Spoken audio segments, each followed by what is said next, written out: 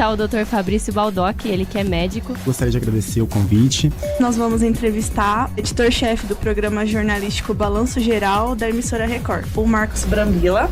Me formei aqui na UnaErp, como vocês estão se formando, né? Rádio UnaErp. Experimente.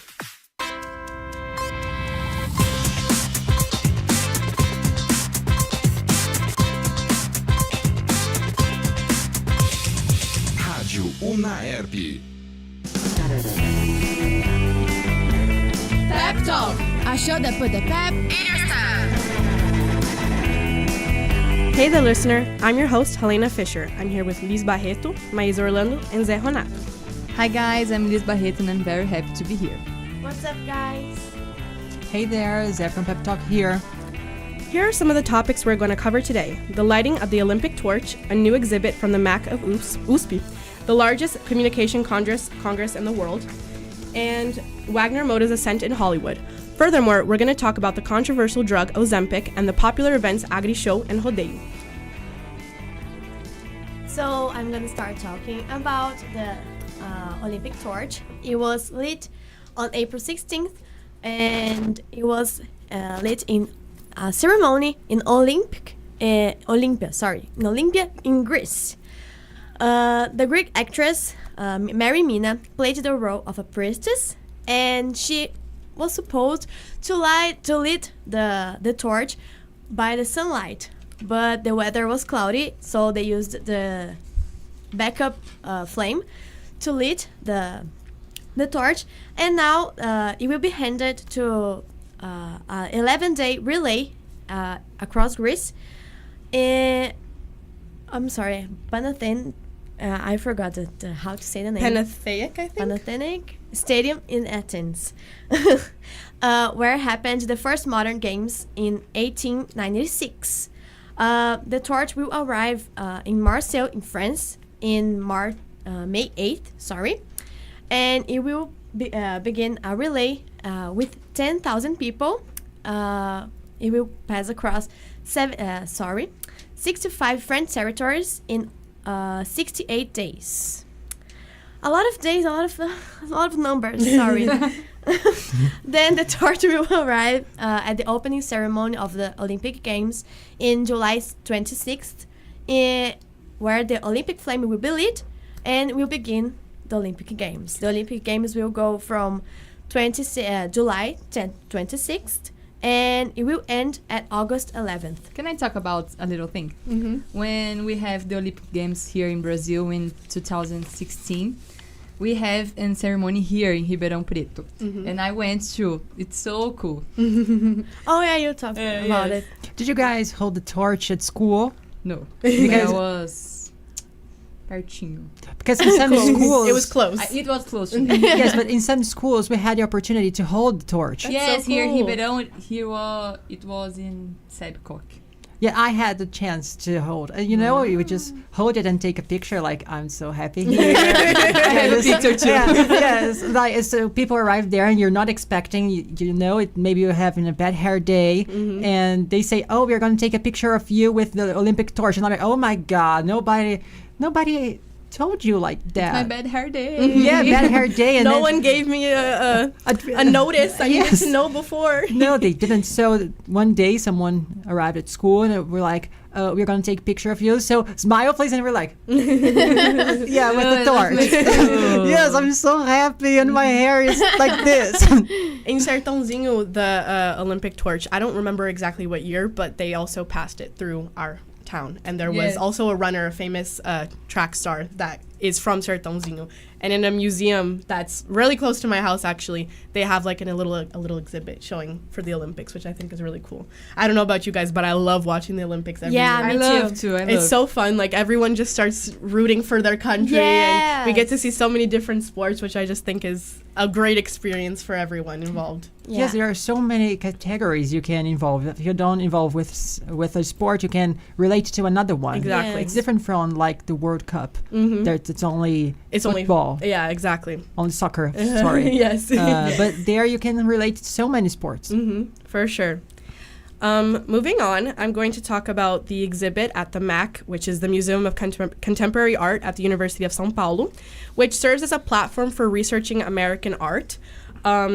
It's also in partnership with the Terra Foundation for American Art based in Chicago, which I really want to visit. It features 36 artworks. The exhibit will run until January 2026. And many of the pieces can only be viewed at specific times because they're made with paper, so they can't be exposed to light for too long. But the other artworks can be shown throughout the day because they're on canvas, so it's fine. They're just with regular paint and canvas. And the main themes of the exhibit cover indigenous art, Afro-descendant art, and immigration. So I think that's really interesting because I think it's interesting to see the movement of indigenous Afro-descendant art in America as well as in Brazil, because we see that like there's a lot of similarities in our history, even though we did end up developing differently, the two countries. I think that there's still a lot that can be discussed and shared between the two countries of like, listen, like we also have had history with slavery, we've had history with erasure of indigenous art. So I think that's interesting because we're allowed to talk about things that usually aren't talked about, I think that's interesting. And it also it shows the diversity of American society, which I think is super important.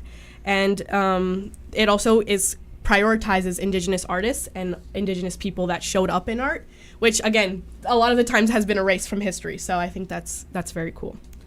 Yeah, and that's a theme that's on the rise. If we take like the colors of the flower moon, something that shows how the indigenous people lived in the USA.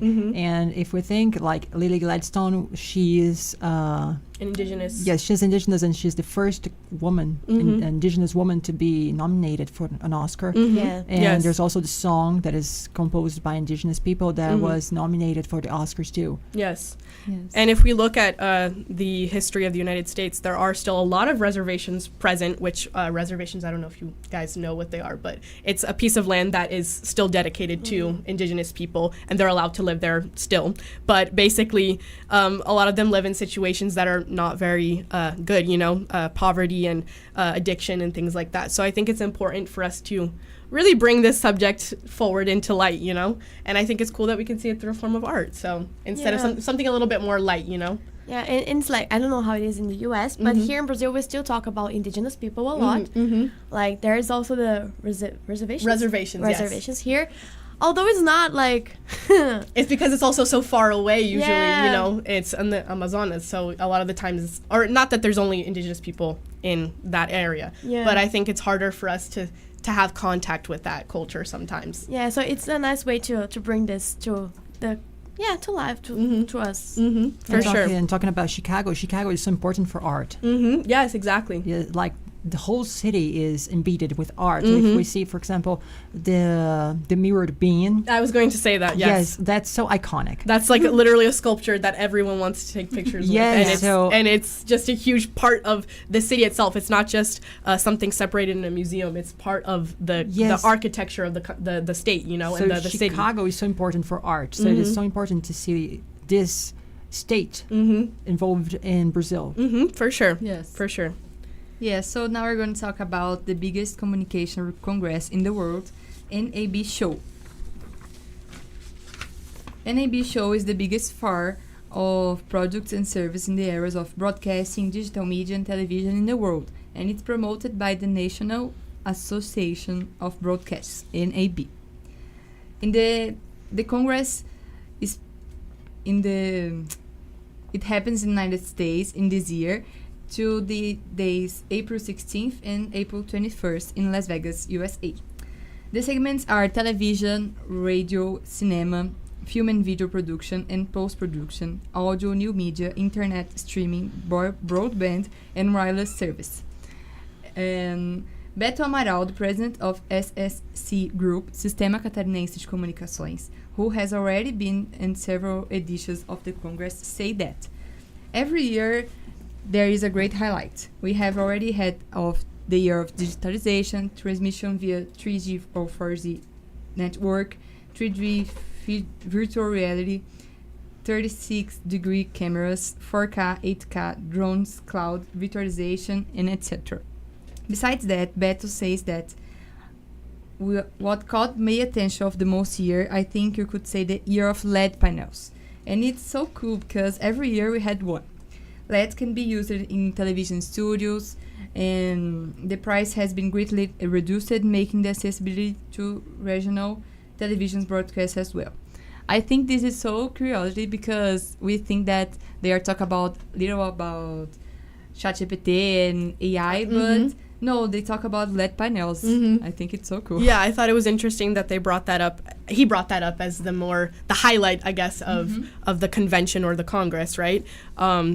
I also think I saw a movie recently that came out on Netflix that was about the coverage of I think it was Prince James. It was on Netflix, Prince James from England, the UK. And it's about journalism, basically about how they were able to extract an interview from him because there was a whole scandal with him and I'm forgetting his name right now. Is it Prince, the son of the Queen? Yes, it was about... It's Andrew. Prince Andrew. Yeah, sorry. Not Prince James. It's the one that is involved with Jeffrey Epstein. Exactly. The owner of Abercrombie, you know, the Lolita Express. Yes, exactly.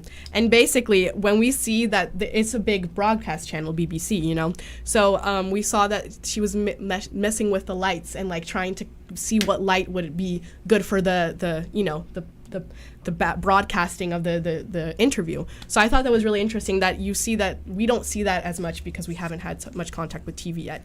But it's interesting that we mess with the lights to really pass a certain message to the viewers. You know, I think that's interesting that was a new technology that they. Yes, I think. And too. now that it's more accessible, it's cheaper. You know, because it must be pretty expensive to light that whole area there. Yeah. So I thought that was cool. Yeah, I think too. Well, speaking in growing business, let's talk about Novo Nordisk, which has become the most valuable company in Europe because of the large amount of medicaments they produce, including Ozempic. That is the topic of today, where Ozempic is a medicine used to treat type 2 diabetes and obesity. However, people are using it to weight loss. No, loss weight. Weight loss. Yes. Weight loss. Yeah. Sorry. And however, people are using it. There are a lot of side effects. I'm going to talk about a few of them. There is weight loss, obviously. Muscle mass, weight loss. Yeah, so you lose some of the muscle mass, right? Yeah. And also bone density. Yeah, So- you lose bone density, right? Yeah. So it's like, for me, it's a long time effect is in a long distance. No, I'm sorry. I'm trying to. No, it's okay. In the future. Yeah, in the future, it's gonna be a lot of damage, basically. Yes. But also there is another side effects like Ozempic had, that it has a name because the body gets like. It doesn't accompany. Yeah. It means that our body loses so much weight, but our head kind of looks big for our body. So like right? the person's like taut. Yeah, Yeah. it just looks It's not look weird. It doesn't look proportional. Yeah, it's not Yes. harmonious. Yeah. It's Right. too long with a big head, like Yes. the Red Queen. Yes. Is it the Red Queen Yeah. from Alice? Yeah, that's what I imagine too. Yes. And there's also Ozempic face that, however the name is face, it's the whole body gets like, Kind of sunken. yeah. Like Yeah. like it doesn't, like you see the sunkenness of the face, like the Yeah, cheekbones, right? Yeah, flaccid Yes, I don't know it how to gets say that. loose. It gets loose. It's not Loose? tight. Yeah, the muscles It's are what happens when you don't have Botox. Yeah, Yes. exactly. Basically that. Uh-huh. So this topic has become like in trending like topics basically because celebrities, a lot of celebrities are using it, including Oprah Winfrey, Jojo Tadinho. I was Jojo Tadinho. Meio difícil. Jojo Tadinho and Elon Musk. I didn't know they admitted they used Ozempic. Yeah, And also Elon Even Musk Oprah. lost 14 pounds using Ozempic. which is Oh crazy. God, you know, I never thought Oprah used it. Yeah. Yes, I was like, Oprah? Oprah, yeah. I think that when it's prescribed by a doctor, it's cool because the doctor knows what the patient needs. But when it's by yourself, it's so dangerous. Yeah. Yeah. Because it's a drug. Uh-huh. Yeah. For sure. And I think these celebrities, even if they are talking to a doctor, they might be talking to a doctor that, you know, passes this prescription without actually needing it, you know, Yeah. which is definitely, you know, concerning because, you know, like you said, there's a bunch of different side effects that we don't even know about necessarily. That like what we know so far is the loss of bone density and the Ozempic face and, you know, the muscle mass, but we don't know about what other side effects that could possibly. Yes, but self-medication is so hazardous. Exactly. You know, in Brazil last year, we had some people that got addicted to some sedatives because they couldn't sleep, so they started self-medicating themselves. Yeah. So one girl, she started taking one pill a day, and she said she could sleep all night long, and she woke up fine. She wasn't feeling sleepy. And then, after a month, she was taking like a box one night. So it definitely had some addictive properties, right? You took one pill, and then you're taking a whole box. And then she said that she came to a point that she was taking 15 boxes a day. Oh, my God. It's a lot. Imagine, you can overdose it. If you overdose it, you can simply die. For sure. And it's like there's this also. I found this during my research. I found this thing like the British newspaper Daily Mail. They invited Gary Motiki. I don't know how to say his name. Sorry. He's a plastic surgeon, and he was invited to like see the stars at Oscar 2024 and analyze if they used Ozempic or any other weight loss medication. And he said that Brendan Fraser, the star of actor. Mummy, Wow. he may have used because he was clicked with the most sagging skin. Oh, my God. And also he said like he didn't talk about his Weight loss. So from the movie The Whale, so it's a lot of weight loss in a short time. So it's like, yeah, sometimes these people, they don't speak about it because they actually were using methods that weren't necessarily very healthy to promote, right? yeah. So I think that's crazy. And also just, I guess it's different because, like, I think you mentioned that this culture of celebrities, you know, that have been using this and, you know, we've been trying to promote body positivity. We've been trying to advance and trying to get better. And then suddenly a new drug comes out that is going to kind of push back all that progress, you know what I mean? And make people more insecure about their bodies and even go to extreme methods to try to lose weight and change their bodies. So Do you guys remember about the IV therapy that celebrities didn't want to eat, so they used to go and take IV drips, which is crazy. So they take like the vitamins, and they need. So for example, you need vitamin C. So I remember.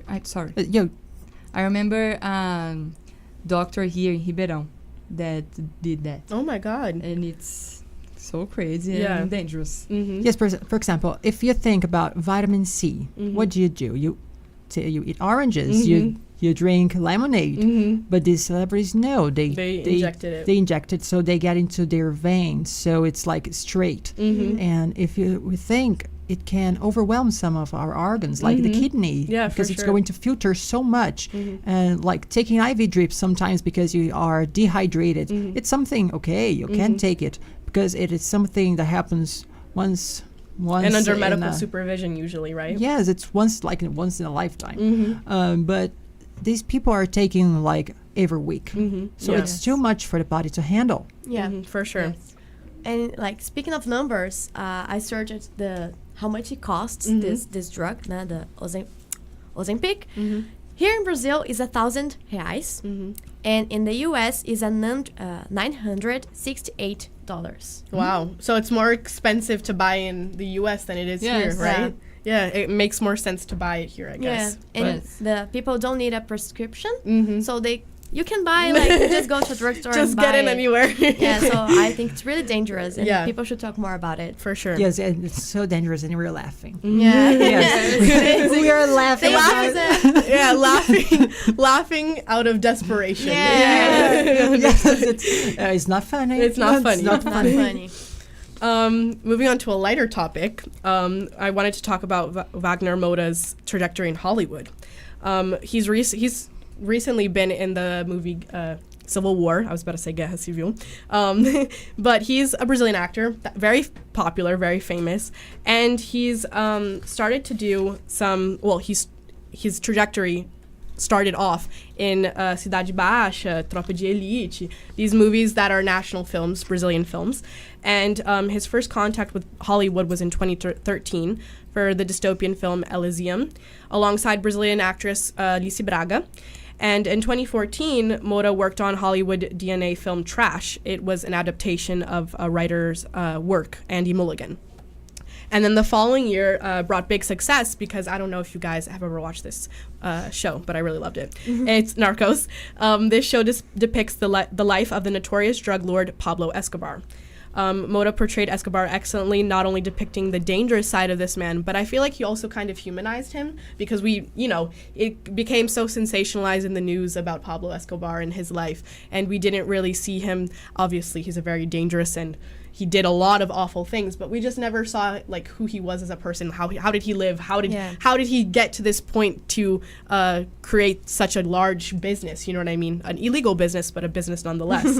And then in 2022, jumping a little bit forward, in Shining Girls, which is another show that I actually watched and I really enjoyed, Moda plays the role of a charming and intelligent journalist.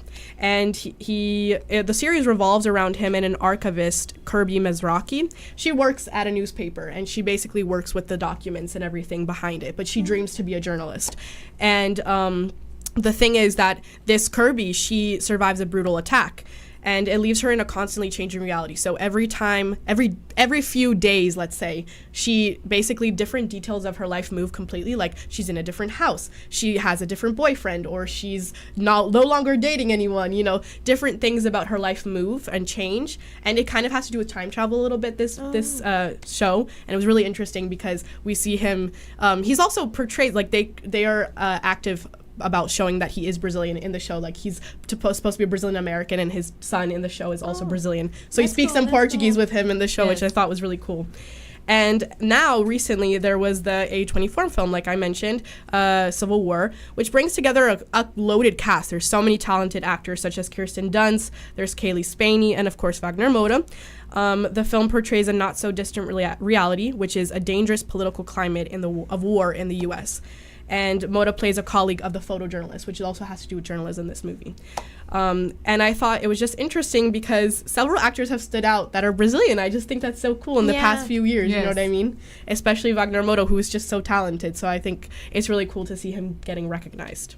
I remember once, I do not remember what newspaper it was exactly. I won't say the name because I don't want to make a mistake here. But it was like, why do Brazilians hate when they see other Brazilians thriving in overseas? It's like, sometimes we feel like, oh, I don't like that person just because the person is thriving. I guess people might feel like they're betraying their nationality, like, oh, they're going to the U.S. and now they're a big shot and they're like gonna forget about all the Brazilians that are here or something like that. I remember seeing so many people criticizing Brazilian people who were celebrities outside here. So how do we not support our people? For sure. I'm the opposite, completely opposite. I see someone, I was like, oh my God, it's a Brazilian in Hollywood. Brazil mentioned, like, I think there are mention of two Brazil. extremes. Yes, I think there are definitely two extremes. Sometimes the Brazilians or Brazilians in general just end up being like, no, I don't want, we need to gatekeep him, he needs to be ours, and other people really want to see these actors or stars succeed, right? Yes. So. I remember when at school we studied about the sociólogo. I don't know how. Sociologist. Yes, sociologist. I think it's Nelson Rodrigues. They are talking about síndrome de vira-lata. What is it? Mutt syndrome, which is like the dog that is mixed, basically. But it's when you want to have the things that other people has, but you has here in Brazil. You have here in Brazil. It's kind of like if it's oh my God, it's in USA, it's so cool, but you have here in Brazil. Right. And it's that. I know. I think I get it. Yeah, I think it's kind of like this concept of the Brazilian that feels inferior. Like, he's like, let's put down everything that we make, everything that we produce, all the movies, all the music. Oh, it's all so like tacky or brega, you know what I mean? But anything from, there's a lot of similar things. It's not like the U.S. doesn't produce things that are considered tacky or that we kind of Americans maybe don't like or don't find interesting. You know what I mean? I think we should support our people. Right, for sure. I think I'm going to give you an example. Like, I was watching, I think it was Brooklyn Nine-Nine. There is a scene where they're in a gym and there is a Brazilian flag in the back. And I was like, oh, it's a Brazilian flag! Brazilian flag.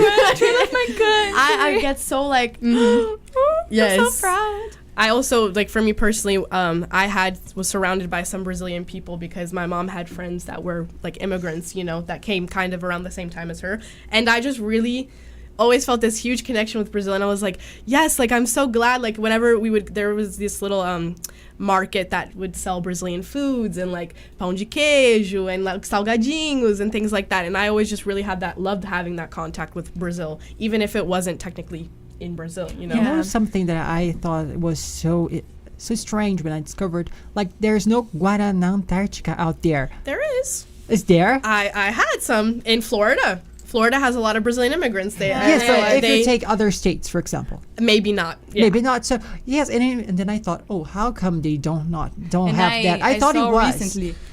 There is I think there's many, but I see one store, Brazilian store in New York. So they sell pão de queijo, açaí, guaraná, because it's that people that buy Brazil and hello United States, and I have this store here. Yeah. But imagine, for example, when you think about soda, what do you think about? You think about Guaraná. no, I was Soda can be considered Guaraná too. Yes, but when I think about, like, soda, I think about American. I think about American brands like Pepsi, Coca-Cola. I think about that. So. And then I thought, oh, maybe Guaraná is American too. I was like, oh, it's Brazilian. No, when I found out Guaraná was Brazilian, Yes.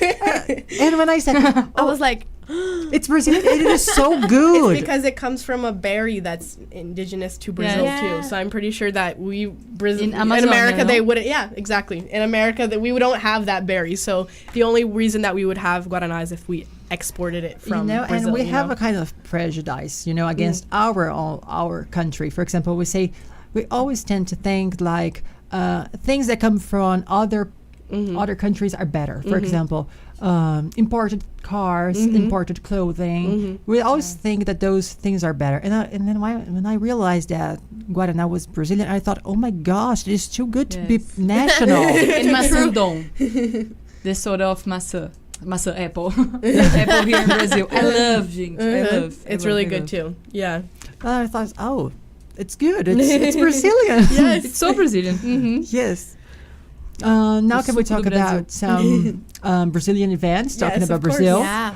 Now, next week, it will start on April 29th, and we will go until May 3rd, right? Yeah. Yes. It's a whole week from Monday to Friday. So AgriShow is the biggest fair here in Latin America. It will be displayed all the new technologies that involves agribusiness. And there are so many products for all kinds of producers, all kinds of farms and properties. And this fair is also very important for networking. Because if we think there are a lot of producers there, there are the owners of those fabrics. The fabric? No, it's not fabrics. It's factories. Yes, it's factories. And we've got to say that agribusiness represents like a quarter of our economy, of a quarter of our GDP, and it is so important to discuss that. Like, we are the biggest soy producing country in the world. We're ahead of the United States, which is bigger than our country, and we even produce more, and we are also producing technology. And it's hard to think about Brazil producing technology, because when we think about technology, we think about more developed countries. But Brazil is on the rise. For sure. Say. Yeah, I think even talking about technology, this is kind of random, but we don't realize that a lot of things, like a lot of common inventions that we use every day, or not every day, but like, for example, the airplane wasn't that invented by someone originally that is Brazilian? Like, they're, things that we kind of don't give much thought to it, you know what I mean? We use that Brazilians actually made, you know what I mean? So I think we do have a lot of great minds in this country, and that's just really interesting. If we think, for example, electric shower, that's the Brazilian invention, because people in other countries are afraid of mixing water and electricity. But here, no, we're not afraid of mixing those. You're like, I don't care. Let's test gas, our luck. No, we won't use gas. That is safer. We will use electricity. And imagine water and electricity. Not possible. We are not. Yes, Exactly. we're not afraid of death. For sure. So I would say this fair is so important. Many people come from many countries. Yeah. This city is going to be so crowded For sure. next week. It is expected more than 10,000 cars in one day. Oh my God. One All day. the hotels are sold out. Yes, even some people are really renting their bedrooms in their houses. For example, I have a bedroom that is not being used. Yeah, like Airbnb. But you live with the person. Except the person isn't leaving. Yeah. Yes, They're staying. Yes, They're using your bedroom. yes, you're not traveling and you're living the home for them. You're still living with them. That's crazy. It's like a host family. Yeah, it's like an exchange program. week. Yes, it's like an exchange program. It is expected to grow like 30% here in the economy this week, talking about restaurants, hotels. So it's good for the city. For sure. Yes. A lot of movement. So good for Ribeirão. Yeah. So good. There are side effects like traffic. Yeah, for you sure. know, but Agglomeration. it's just for a week. Yeah. Traffic jam. We can bear it, you know. Let's look to the good side. Yes. You know, like Uber prices are going to skyrocket. For sure. That's Imagine. true. Yes, because it is. Yes. Everyone wants to take an Uber too. So it is more expensive. So there are some topics, and if we want to go somewhere, we need to left home early, Yeah. so you don't get there. Jesus. And talking about other event, we were talking about agriculture. So it is so strong here because we live in the countryside. So people here, you know, not here, but in smaller cities, it is so common to see people live like in the farm, you know. So we have simpler life. yes, we have rodeo here. It is so famous. Yes. It started on 20th, and it started with Ana Castella, Hugo Guilherme, Alok, and Luan Pereira. Alok said that he really likes playing at rodeos. He said he would like. Played in Catanduva That's last so year. cool. I don't remember if it was last year or 2022. Here in Ribeirão, I think that he went since 2015, Wow. 2016. He's so popular. He's on Yes. rise. Every year he comes. I really like him. They were expecting 40,000 people. Oh wow. That's a lot. Yeah. Nothing compared to Agri Show, but that's still a lot. Yes. For a concert or And for if we like a think festival. about the prices here, for example, the standard ticket, it was 90 reais. We say that. Rios. Yeah, Rios. If it is half pay, like we are students, we can half pay that. Yeah. 4 days, I guess it was like 200 reais too. I thought this one was so nice. You could pay like 100 reais if you do a donation. That's cool. It's like a solidarity thing, right? Yes, solidarity. You just need to donate 1 kilo of a kind of food. You know, I like think Basic rice, food groups, right? rice, beans. I guess things that are packed. Yes. Yeah. I think it's called a solidarity ticket. Yeah. Yeah, so it is. I thought it was so handful. Handful, is it? Or helpful, maybe. Yes, not handful. Handful, no, it's just not a handful. No, not handful. Handful is not good. It's helpful or thoughtful. Yes. Yes, it was thoughtful that I was going to say. Handful is not good. It's like Too much. yes, sorry, I used the wrong word. There's also VIP tickets like Valentine's box and Burma's box. Burma's box is more expensive. I guess it is open bar and open food. But people are willing to pay. Some people save the whole year of money just to pay a night. I don't know how, but they do. It's not my money. So, and I would say that this strong country culture here, it is so important for us. I guess it is it's something that makes us us. Yeah. I really like that, and it's the kind of movement that is on the rise. If we think, for example, Beyonce, she just launched Jolene by Dolly Parton. And the album. Yes, and the album. And if we think about, people are like wearing hats, brown cowboy leather, hats. boots, Buckles. buckles, buckles too. sure, And it right? is so it's like, how can I say, it's a standard. It's becoming integrated into our style, Whole jeans. into our ways of dressing, right? If we see, for example, Louis Vuitton debuted a beautiful, it was so gorgeous, that runway, a lot of models wearing boots, brown leather, beautiful hats.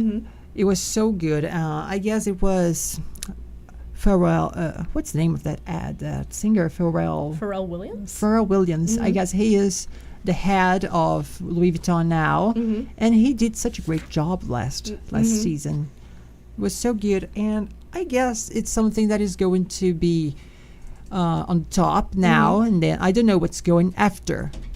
But fashion and these things, they go somewhere and they then return to a balance. Yeah, for sure. I think it really depends, because right now it's really big, and there are so many trend cycles, so sometimes it might like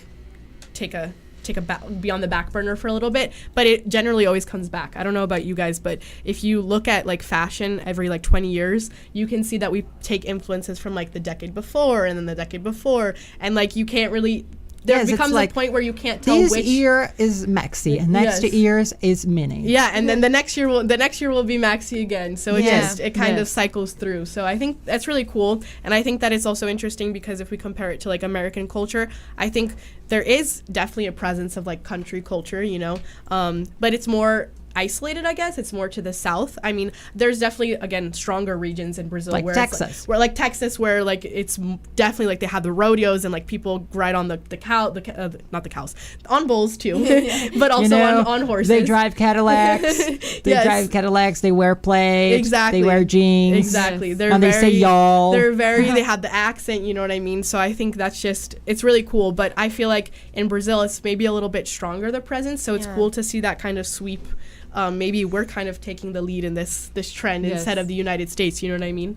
And even with, like you said, Beyonce, a lot of people are taking influence from country music into their albums because, a lot of people judge other people for listening to country music. There's like a kind of stigma, I guess, where it's like, oh, I'll listen to everything but country, you know what I mean? A lot of people in not Brazil, in America say that. Yeah, I was going to ask that. Like, in America, there's this kind of, right, like, oh, I'll listen to everything but country and like maybe metal or something like that, like the scream I rock. didn't know that. So a lot of people have that prejudice. I really with like it. American culture, and like country culture. The first thing that I say, some people say that is so. Some people like they put the prejudice like if you say y'all, don't say y'all. But I think it is so nice when the people say y'all. I think it's cute too. I actually have integrated that. Even being from the Northeast, I've like used y'all colloquially, like like in my vocabulary. I started to like the country musics too, like Fast Car and Pretty Little Potion. Yes. I think those marks are what makes us. You shouldn't leave your culture just to fit in what other people say what you should fit. Right. If we like, for example, if we see Dolly Parton, she launched an album that's called Rockstar. Shania Twain, she's so popular in country music. Right. But she now is going to pop music. Yeah, so you see a lot of different artists moving through different genres, kind of being fluid with Rodeo is also going to is going to continue. So it will be on the 28th, 26th, 27th, and 30th. We are expecting Gustavo Lima, Gustavo Mioto. Who else? Jorge Mateus. Matheus Cauã. Zanetti Cristiano. Yeah, I can't remember. Pedro Sampaio. Pedro Sampaio. There's more. Nice. What's the name of? I forgot his name. It's Zé de Camargo Luciano. It's cool, like talking about like country music. We have these rodeos that is supposed to be like country music, but we also have funk, like Pedro Sampaio. Yeah, it's cool. So there's a mix of genres too. It's not just focused on one necessarily. But if we think, for example, country music here in Brazil and country music in the United States, it is so different. It is different. It's not the same. Some people think, oh, it's the same thing, but no, it's not. I find that the older country music of the United States and the older country music of Brazil are similar in like the instruments maybe, but now I feel like as they've become more Today's country here is so different. And today's it's country like there is very anniversary divergent. country. It's completely different. Yeah, but the themes are, people in general are very similar. Like, they talk about nature, they talk about, like, living on the countryside, they talk about love a lot of the time. So I think the themes are very similar, but sometimes the way they sing is different. Yes, know? but here in Brazil, I don't know why, but it always talk about love affairs. For sure. Always love affairs. For sure. But if we think, for example, about Dolly Parton, she has such a great career, such a great story. And if we think about her songs, like "You Better Get to Living," she's talking about living. She's not talking about loving 9 to 5, affair. where she criticizes 9 to 5, such a great song. the work culture, right, in America, I think is really cool too. There's also that song, "A Coat of Many Colors." Coat of Many Colors. There's nothing about love affairs. There's only about it's such a. Have you guys ever heard that song, "Coat of Many Colors"? I don't think I've heard that one. Oh, it's such a beautiful song. She says that she tells that she's so poor. She lived with so many brothers. They didn't have money, and they lived like in a cabin, all together. And then the fall was coming, so it was going to be so cold. And she said that she didn't have money to buy a new coat, and she had a box of rags that her mom was gifted with, and she used those rags and sewed all them together. So that's it cool. was a coat of many colors. And then she says when she got to school, she got at school, the other students were laughing of her. Oh. You know, and like making fun of her because it was considered they were poor laughing. or whatever, right? And she tried to explain to them that that coat represented so much to her. Yeah. She was so proud of that coat because her mother sewed that coat, and she put love in every stitch. It was such a touching song. That sounds very I think beautiful. you guys should listen to it. I'm gonna I'll give it listen. a listen for sure. But at the same time, she's saying all that so emotional. They singers here talk about drinking, barbecues, women, Yes. and parties. Yeah, I mean, I guess there probably are some artists, but maybe they're just not as popular as we, that talk about some more diverse themes. Yeah. But I think, is that all for today, or? Yes, I can. that's we it. can- Okay, we can that's all call for our it. program today. I would like to thank Liz Barreto, Maísa Orlando, and Zé Renato for their presentation, and our production team, Ana Clara Casotti, Alice Candiotto, and Lucas Toniello. I also want to thank Rádio UNAERP under the coordination of Gil Santiago, audio direction with Andrei Violante, and the collaboration of Leonardo Rabelo. And of course, don't forget us. No, sorry, don't forget us, and don't forget to follow us on Instagram. Stay tuned on Rádio UNAERP, and see you next week. Bye. Bye, thank you. Ai, gente, hoje durou bastante. Você acompanhou mais uma transmissão da Rádio UNAERP. Audiovisual, Andrei Violante. Assistência, Leonardo Rabelo e Gustavo Arcêncio. Coordenação, Gil Santiago.